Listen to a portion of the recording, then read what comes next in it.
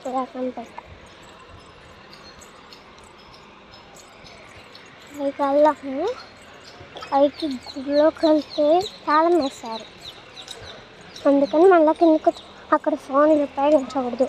లేకపోతే ఒక ఆమెను పెట్టారు, ఆమె ఫోన్ తీసేసుకునేదంట.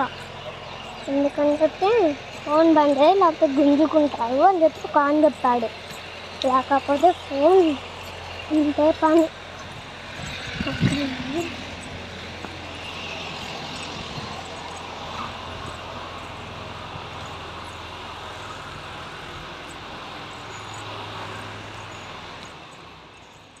ఓకేనా.